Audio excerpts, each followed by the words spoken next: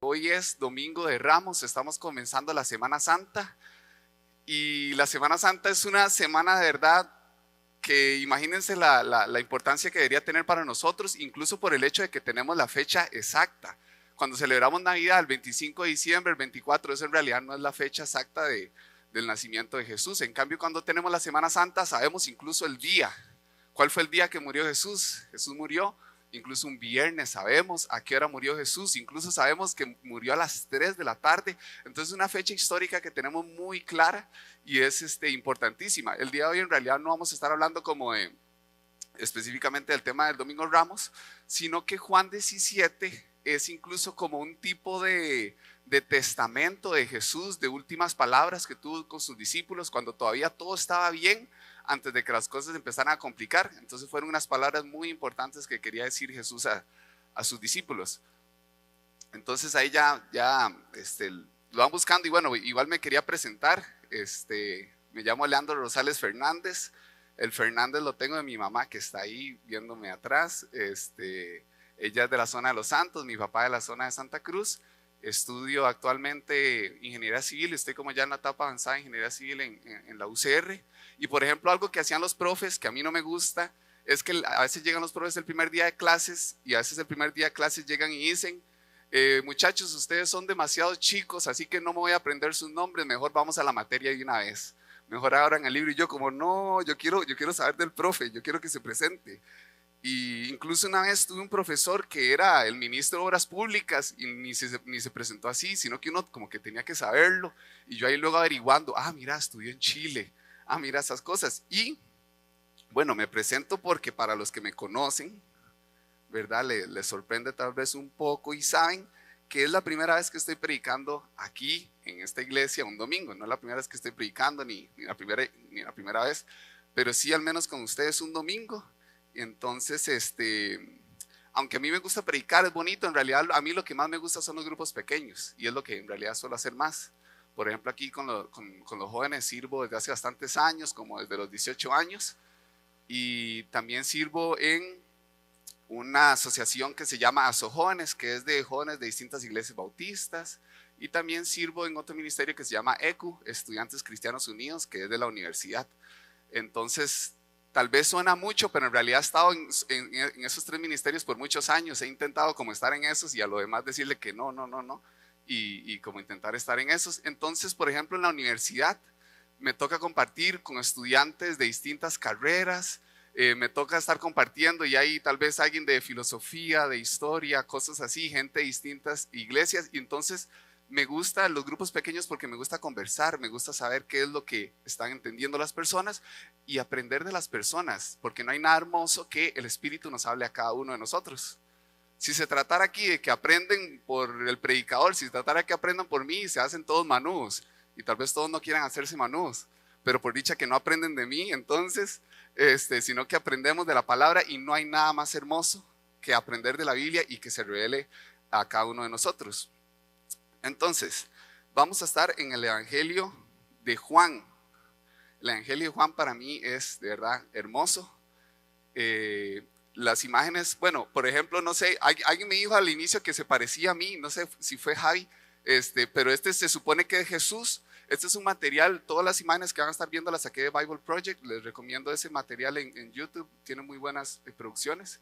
Entonces así representan ellos a Jesús, al menos como en algunas historias. Entonces estamos acá con el Evangelio de Juan, el último. Entonces tenemos 4 evangelios, ¿verdad? Que son distintas historias, es la historia de Jesús relatada por distintas personas. Algunos incluyen otras cosas, normalmente se ve como algo así, la visión de cómo tratan a Jesús como simplificado. Y en el Evangelio de Juan tratan a Jesús como Dios, es representado, al menos eso es lo que yo percibo bastante. Ahorita les digo, por ejemplo, el mismo Juan dijo el propósito del Evangelio, pero para mí Jesús es retratado muy divinamente, muy como Dios exactamente, y eso por ejemplo lo podemos ver al inicio, recién comenzando el Evangelio, que para mí Juan, por ejemplo, las 3 partes más hermosas de Juan y que solo salen en Juan son el inicio del Evangelio de Juan. Juan 17, que lo vamos a ver hoy y que por cierto es mi capítulo favorito de este evangelio y ya era de por sí mi evangelio favorito.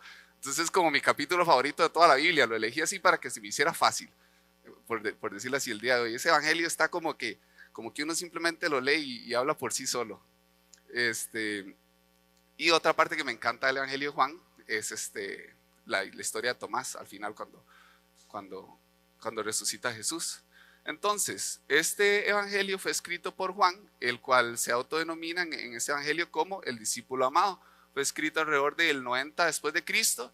Y yo les dije a ustedes que yo percibo que habla mucho de Jesús como Dios, pero el mismo Juan escribió cuál era el propósito. Lo dice en Juan 20:31, que él dijo: incluso no están escritas todas las cosas que hizo Jesús, pero esas cosas que escribí fueron para que crean que Jesús es el Cristo, el Hijo de Dios, y para que creyendo tengan vida en su nombre. Entonces él está hablando como de salvación. Entonces para mí, aunque Juan quiso hablar de salvación, era lo más importante, para mí lo hizo a través de expresar a Jesús como Dios. Entonces, ¿de qué trata este Juan 17? Juan 17 habla de que Jesús ora por sus discípulos. Jesús ora por sus discípulos y ¿qué tiene importante este capítulo? Bueno, en primer lugar, que no van a encontrar esta oración en ninguno de los otros evangelios. Y es la oración más larga registrada de Jesús. Jesús, por ejemplo, oró en Getsemaní, pero esa oración no es tan extensa como esta. Esta es la oración, o por ejemplo, cuando Jesús enseñó el Padre Nuestro, pero esta es la oración más extensa registrada de Jesús. Y es como les dije antes, como un testamento, últimas palabras de Él. Y como la cruz fue una expresión de amor de Jesús, este discurso es un discurso total de amor de Dios y lo podemos tomar como para nosotros. En el Antiguo Testamento las palabras de Dios a Israel también las podemos tomar para nosotros, y en este caso ora por sus discípulos y lo podemos tomar también para nosotros, y al final Jesús ora incluso por todos los creyentes. Esta imagen la puse, bueno, aquí es como imaginándonos al escritor Juan. Yo uso imágenes porque yo la verdad, cuando yo, como por decirlo así, como estudiante, yo soy un mal alumno porque yo soy muy despistado. Yo como que pierdo mucho la atención. Entonces yo es como que si predicara para alguien como yo que es súper despistado, entonces intento ayudar con imágenes. Entonces acá es para que esa imagen, a lo que me refiero es que, bueno, nosotros somos los que estamos del otro lado e intentamos ver la película inicial. Para eso justamente es que, por ejemplo, tenemos un predicador. Como les dije antes, lo más hermoso es que el Espíritu se les revela a ustedes, pero tenemos un predicador simplemente para que haya estudiado un poco más y podamos darnos toda la imagen de lo que está sucediendo, para que podamos imaginarnos. Por ejemplo, ya vimos una imagen de Jesús, ¿verdad? Eso es como una forma de imaginarse, y tal vez ya ustedes han tenido una imagen de Jesús. Entonces es muy importante que en cada pasaje podamos imaginarnos realmente lo que estaba sucediendo en ese momento. Entonces, por ejemplo, les voy diciendo algo de este capítulo que vamos a ver. ¿En qué contexto estaba? Digamos, si ustedes ya tienen ahí Juan 17, ustedes pueden ver que, por ejemplo, en el 29 del 16 del anterior, dice que sus discípulos le preguntaron. Entonces él venía hablando con sus discípulos en el capítulo 16, y el 17 empieza diciendo: después de decir estas cosas, Jesús miró al cielo y dijo. Entonces él venía hablando con sus discípulos y miró al cielo y dijo.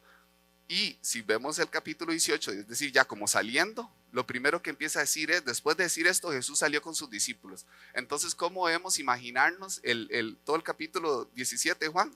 Jesús con sus discípulos. Entonces, por ejemplo, vean que ahí dice: Jesús miró al cielo y dijo. Bueno, entonces nos imaginamos que Jesús dijo estas cosas de noche. Tal vez puede haber visto al cielo de noche.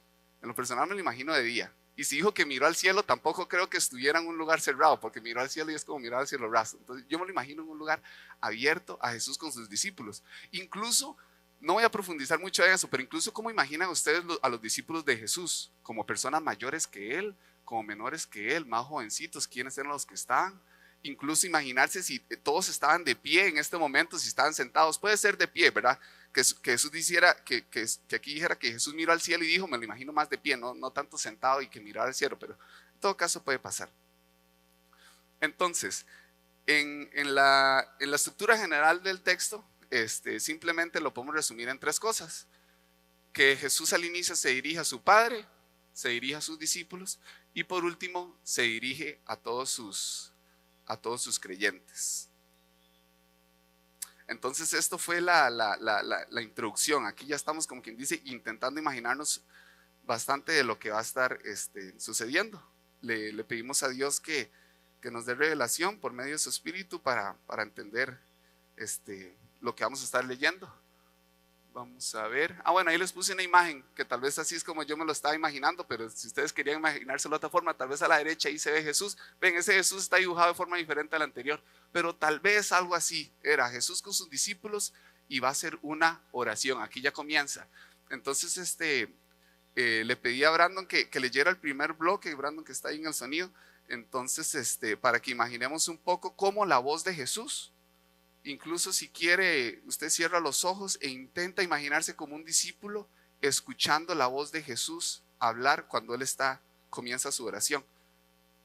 Vamos a leer este primer bloque, que lo tenía en la versión de Dios habla hoy. Vean, tanto he usado este capítulo que hasta se me zafó de la Biblia.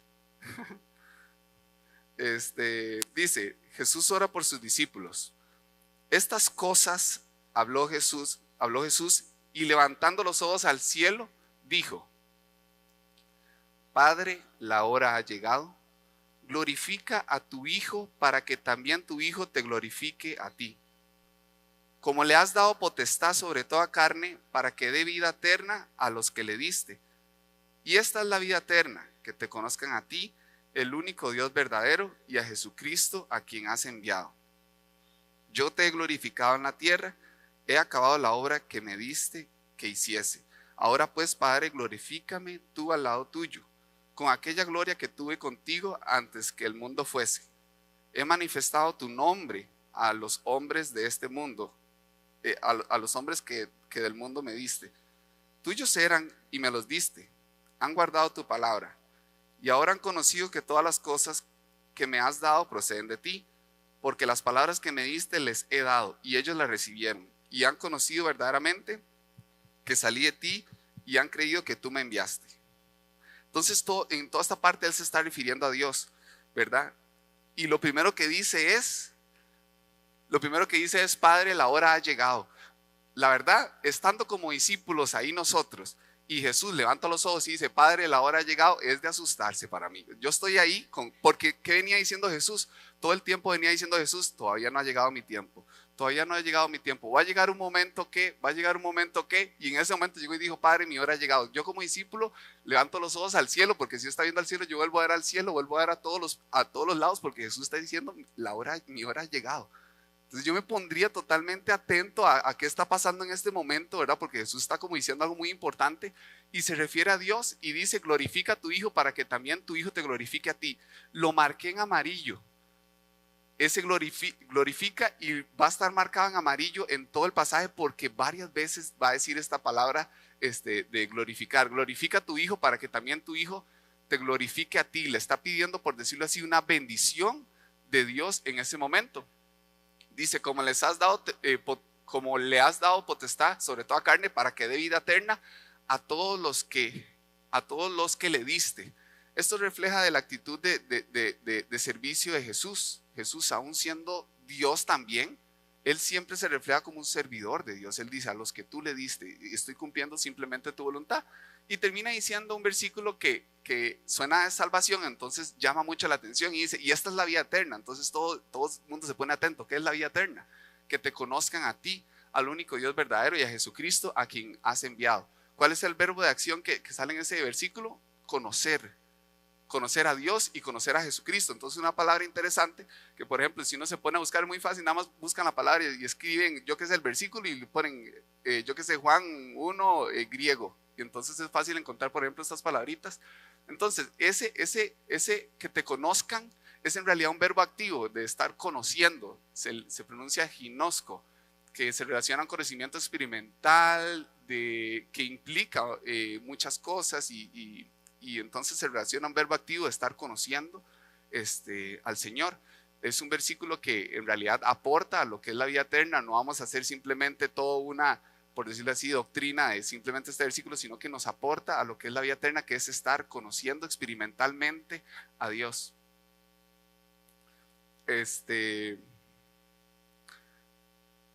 Dice, aquí está como rindiendo cuentas a Dios. Y vean que sigue apareciendo el amarillo, ¿verdad? De gloria. Cualquier cosa más adelante hablamos un poquito más de esa palabra gloria, pero cualquier cosa vayan pensándolo de una vez. Yo te he glorificado en la tierra, he acabado la obra que me diste que hiciese. Entonces aquí llamativo, dice, he acabado la obra que me diste que hiciese. Jesús aún no había sido crucificado. Y está diciendo, ya acabé todo. ¿Por qué dirá a Jesús eso? Ya he acabado todo si aún no ha sido crucificado. Entonces, igual esto lo que hace es realzar el hecho de que Él está hablando como en su discurso final. Él está hablando como ya he cumplido. Jesús como Cordero tenía que vivir una vida santa, tenía que ser en primer lugar santo, tenía que expresar con sus discípulos. Entonces Él se puede estar refiriendo a eso o incluso ya viéndolo un poco como en futuro, como diciendo, estoy totalmente dispuesto y todo lo que tenía que pasar va a pasar.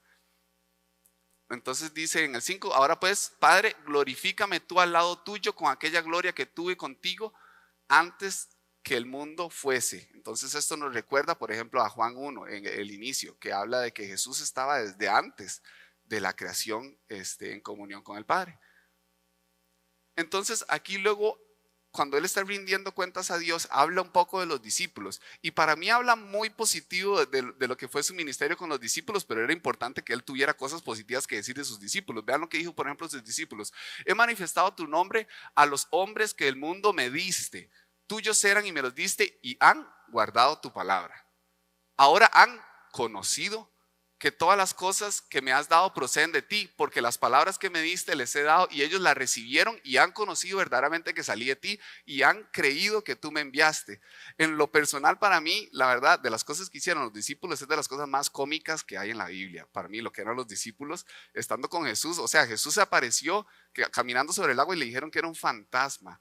O sea, para mí los discípulos en realidad no demostraron la mejor, por decirlo así, actitud, sino que ellos simplemente estaban aprendiendo cuando estuvieron con Jesús. Ellos en realidad empezaron a servir casi que hasta de mejor forma hasta que recibieron el Espíritu después de que Jesús se fue.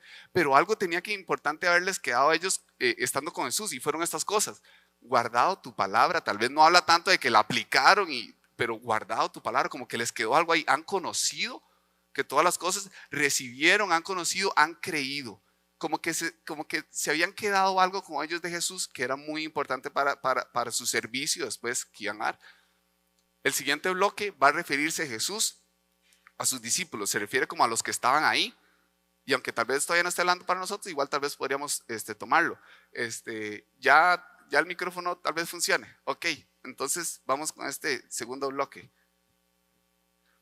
Yo ruego por ellos, no ruego por el mundo, sino por los que me diste, porque tuyos son.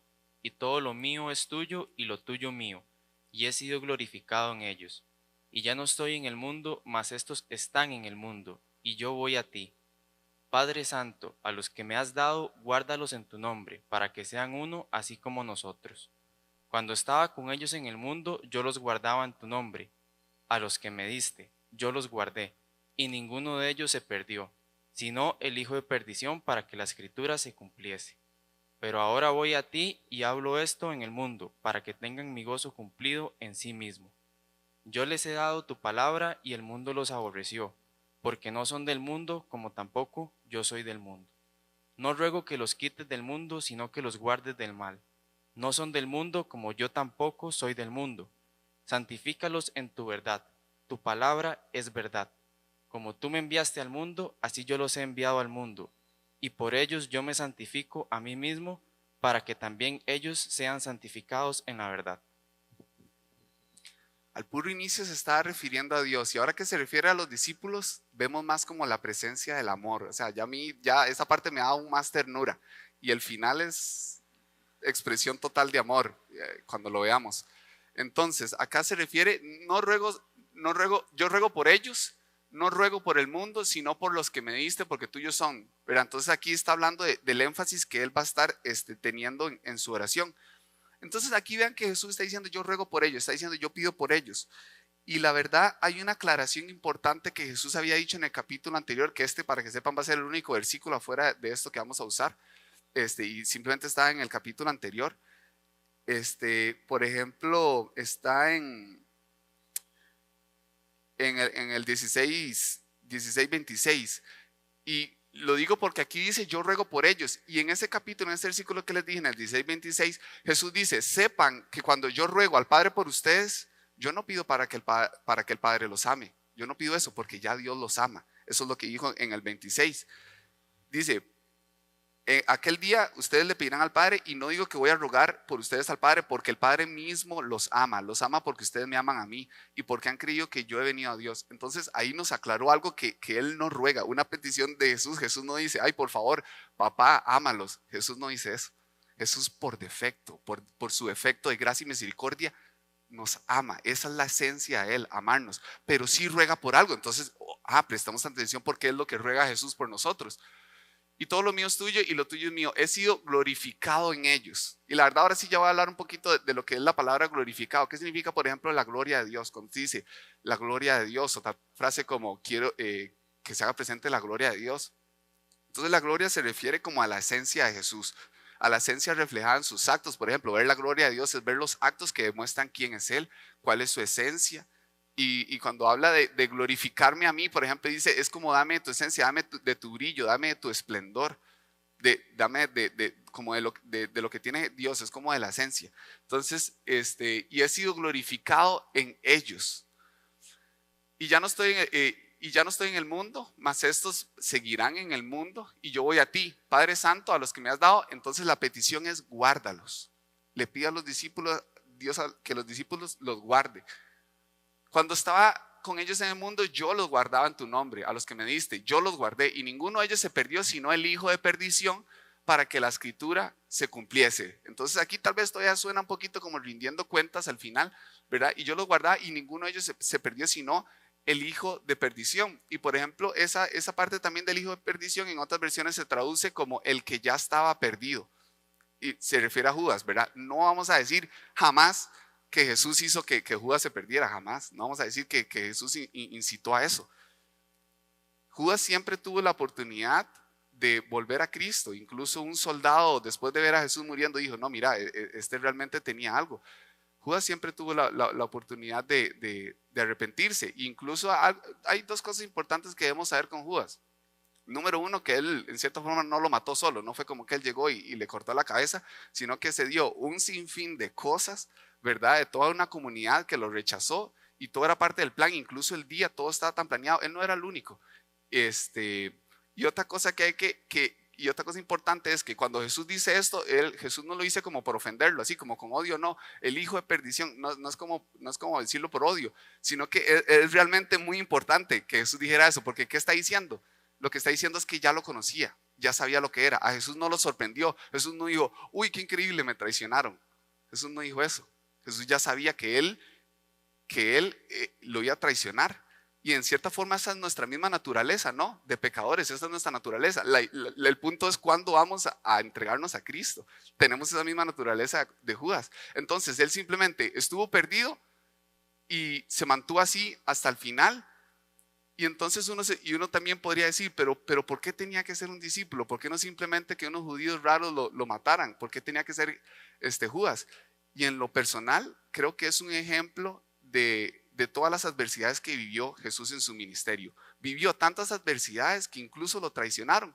A veces uno puede decir, uy, la vida sí me trata mal a mí. Bueno, pues hay que ver la vida de Jesús siempre. Jesús, siendo quien era, siendo perfecto, lo traicionaron, y para mí toda su vida es un ejemplo para nosotros, incluso en tribulación, y que incluso lo traicionaran a él con todo el amor que le dio siempre a Judas.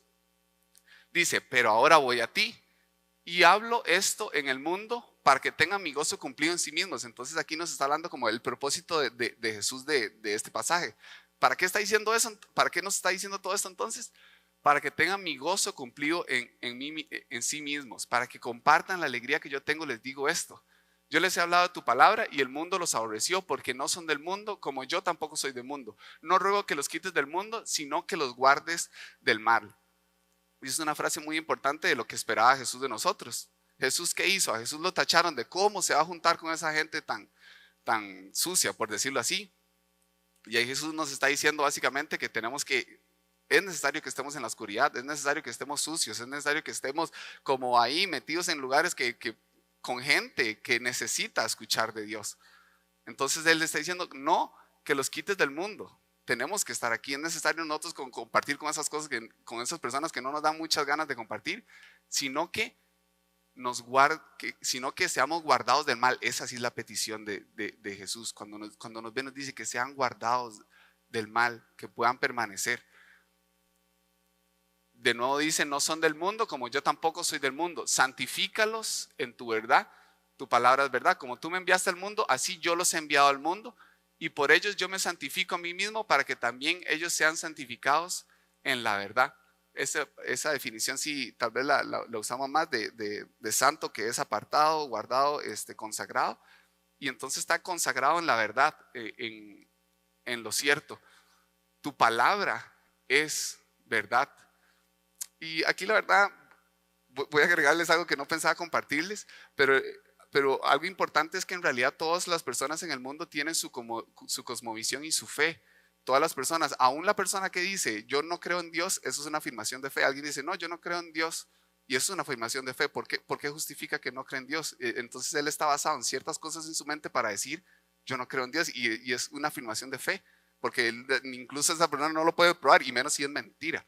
Entonces dice, santifícalos en tu verdad, tu palabra es verdad, esa es la verdad. Entonces lo que les dije es para decir que en realidad toda la gente se basa en algo, pero ¿en qué se basa usted? ¿Se basa en lo que dijo Aristóteles, Sócrates, o en qué se basa usted? ¿Cuál es su base? Y tu palabra es verdad, dice Jesús, y por ello yo me santifico a mí mismo, para que también sean santificados en la verdad. Vamos con la última parte, la parte más hermosa, que es cuando Jesús se refiere a todos sus creyentes. Mas no ruego solamente por estos, sino también por los que han de creer en mí por la palabra de ellos, para que todos sean uno como tú, oh Padre, en mí y yo en ti, que también ellos sean uno en nosotros, para que el mundo crea en que tú me enviaste. La gloria que me diste yo les he dado, para que sean uno así como nosotros somos uno, yo en ellos y tú en mí, para que sean perfectos en unidad, para que el mundo conozca que tú me enviaste y que los has amado a ellos como también a mí me has amado. Padre, aquellos que me has dado, quiero que donde yo estoy también ellos estén conmigo, para que vean mi gloria que me has dado, porque me has amado desde antes de la fundación del mundo. Padre justo, el mundo no te ha conocido, pero yo te he conocido, y estos han conocido que tú me enviaste. Y les he dado a conocer tu nombre, y lo daré a conocer aún, para que el amor con que me has dado esté en ellos y yo en ellos. Entonces, en este versículo es lo que nos aclara que está orando por todos los creyentes. Dice, no ruego solamente por estos, ¿verdad? Recuerden que estaba con sus discípulos, no ruego solamente por estos, lo están escuchando, sino también por los que han de creer en mí por la palabra de ellos, ¿verdad? Cuando ellos iban a empezar a servir, cuando ellos iban a empezar a proclamar la palabra de Dios, para que todos sean uno. Y este va a ser, aunque en realidad antes habló un poco de la unidad, este es el enfoque mucho al final, habla de la unidad y habla del amor. Para que todos sean uno como tú, Padre, en mí y yo en ellos, para que también sean uno en nosotros, para que el mundo crea que tú me enviaste. Suena bonito esa forma, pero si lo ponemos al revés, suena un poco preocupante. Si no somos uno, la gente no va a creer. Si no estamos en unidad, la gente no va a creer. Si reflejamos que uno piensa una cosa, que otro interpreta la otra, que uno actúa de una forma y otro actúa de la otra, la gente no va a creer. Ocupamos que estemos conectados, y no podemos ser unos cristianos alejados. No podemos simplemente, la verdad, simplemente no podemos estar solo con la Biblia. La Biblia, a fin de cuentas, es un libro, pero se trata de aplicarlo a nuestra vida. Entonces es necesario que estemos en comunidad, y si no estamos en unidad, la gente no va a poder creer. Y el 22, de nuevo apareció la palabra gloria. La gloria que me diste, yo les he dado. Oigan, ¿se acuerdan de lo que hemos hablado de la gloria? Cuando él hablaba de Dios, le pedía la gloria. Y vean lo que nos está diciendo ahora a nosotros. Imagínense lo maravilloso que es esto. La gloria que me diste, yo les he dado, para que sean uno así como nosotros somos uno. Entonces, para que seamos uno, ¿qué nos ha dado Jesús? Nos está preparando y dice, yo les he dado mi gloria. Y lo podemos representar, por ejemplo, como su Espíritu Santo, como el hecho de que ahora nosotros somos templo del Espíritu Santo. Y dice, yo les he dado de su gloria. Tenemos parte de la esencia de Dios, y eso es sencillamente maravilloso. Para que sean uno así como nosotros, yo en ellos y tú en mí, para que sean perfectos en unidad. Es como una muy buena unidad, para que el mundo conozca que tú me enviaste, idea reiterada, y que los has amado a ellos como también a mí me has amado. No hay nada mejor que cuando alguien está hablando de su experiencia, ¿no? Cuando alguien, incluso yo qué sé, te está vendiendo algo que lo ha probado y él está diciendo, yo he probado de esto, ámelos como me ha amado a mí, porque yo sé lo que es eso, yo sé que eso es bueno. No, perdón, no estoy diciendo que los ame, ¿verdad? Ojo, sino que sean perfectos en unidad y que sepan que los has amado a ellos como también me has amado. Lo que quiere es que la gente conozca del amor, no está pidiendo que los ame, que la gente conozca. Dice el 24, Padre, aquellos que me has dado, quiero que donde yo estoy también estén conmigo. Esa es la petición de Jesús. Él antes, por ejemplo, le había pedido a Dios, glorifícame al lado tuyo. Y aquí está diciendo, quiero que ellos estén conmigo donde yo estoy, para que vean mi gloria que me has dado, porque me has amado desde antes de la fundación del mundo. Y de nuevo esto es también como referencia a Juan al inicio. Padre justo, el mundo no te ha conocido, pero yo te he conocido y estos han conocido que tú me enviaste y les he dado a conocer tu nombre.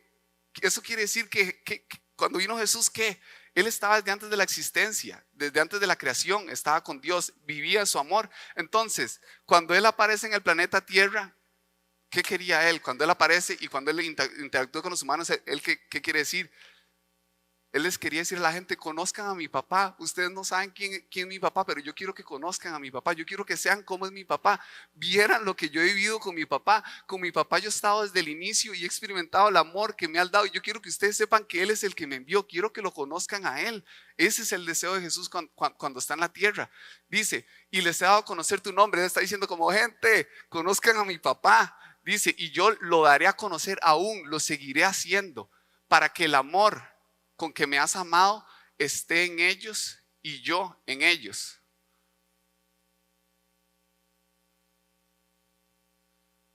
Quiere que conozcamos de su papá para que el amor que ha tenido Él esté en nosotros y que Él esté también en nosotros y que estemos en unidad con el Padre. Que conozcamos del amor y que pudiéramos darnos una idea del infinito amor que Él ha experimentado con su Padre. En general, yo sé que esa parte está bonita, pero en general entonces lo que vimos estructurado de nuevo es, al inicio Jesús se dirige a su Padre, lo glorifica, rinde cuentas. Jesús pide protección, unión y santificación para sus 11 discípulos. Y al final Jesús pide unidad y amor para todos los creyentes. Y esta imagen es simplemente para que pensemos en qué nos deja, este pasaje. ¿Qué aprende usted? ¿Qué sentir le deja este pasaje? ¿Cuál es la aplicación? Poniéndolo para mí simple. Bueno, en general, cuando yo veo este pasaje, lo primero que hago es sorprenderme del amor de Dios. Lo primero que hago es sorprenderme del amor de Jesús. Y sorprenderme de qué será ese amor que Él está hablando que el Padre tenía con Él desde el inicio. ¿Cómo será?